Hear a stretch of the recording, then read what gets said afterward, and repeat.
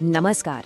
IPL 2026 की बात करें तो एक मैच ऐसा था जो शायद ही कोई भूल पाएगा। एक ऐसा मैच जहां रनों का कह सकते हैं सैलाब आ गया था। रिकॉर्ड तो बने ही, पर जो रोमांच था ना, वो बिल्कुल नेक्स्ट लेवल था। तो चलिए आज उसी यादगार मैच की कहानी को फिर से जीते हैं। आरसीबी बनाम सीएसके। और ये बात बिल्कुल सच है, ऐसा मैच पहले शायद ही किसी ने देखा होगा। ये कोई मामूली मुकाबला नहीं था, इसने सच में सबको चौंका कर रख दिया था।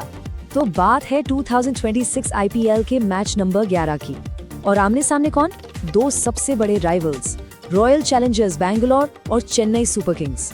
और देखिए, जब ये दोनों टीम्स भिड़ती है ना, तो वो सिर्फ एक क्रिकेट मैच नहीं होता, वो तो इतिहास होता है।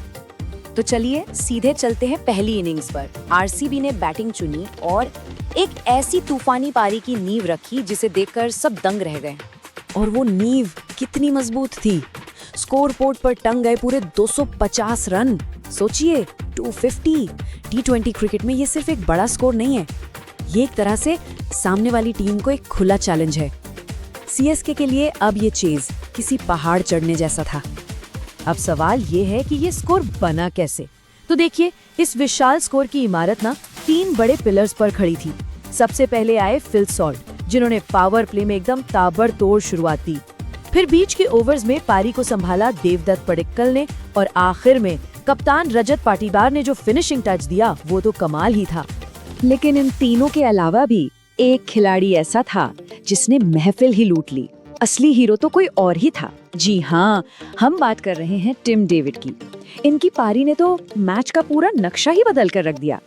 उन्होंने बनाए अविश्वसनीय 70 रन, एक ऐसी तूफानी पारी जिसने सीएसके के गेंदबाजों को सोचने पर मजबूर कर दिया कि गेंद फेंके तो फेंके कहां।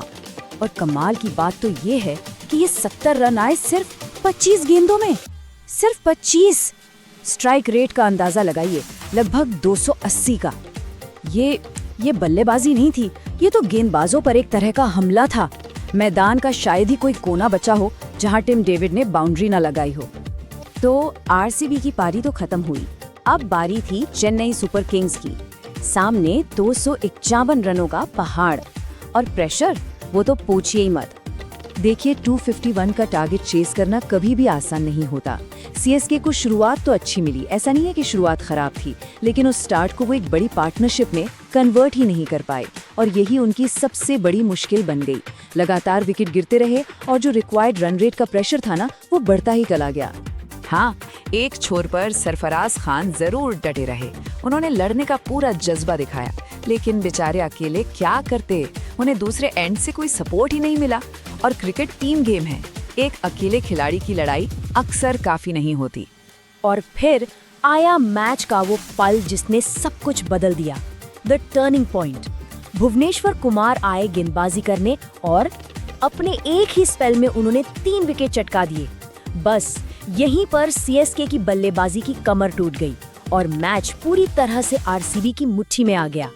तो अब जरा इस रोमांचक मुकाबले के फाइनल रिजल्ट पर भी एक नजर डाल लेते हैं। तो आखिर में स्कोर कार्ड कुछ ऐसा दिखा। आरसीबी ने बनाए 250 रन 3 विकेट खोकर, और इसके जवाब में सीएसके की पूरी टीम सिर्फ 207 रन पर ही सिमट गई। ये आंकड़े खुद ही पूरी कहानी बयां कर रहे हैं ना। साफ पता चल रहा है कि आरसीबी ने कितना डोमिनेट किया। यानी आरसीबी ने ये मैच जीता पूरे 43 रनों के एक बड़े मार्जिन से। टी20 में 43 रन का मार्जिन, ये एक बहुत बड़ी एक तरफा जीत मानी जाती है। और प्लेयर ऑफ द मैच कौन बना, इसमें तो कोई शक ही नहीं था। जाहिर है, टिम डेविड। उनकी वो 25 गेंदों वाली तूफानी पारी ही तो थी जिसने सच में दोनों टीमों के बीच का सारा फर्क पैदा कर दिया। तो कुल मिलाकर आरसीबी के लिए ये एक शानदार जीत थी, लेकिन सीएसके के लिए यकीनन सोचने वाली बात है।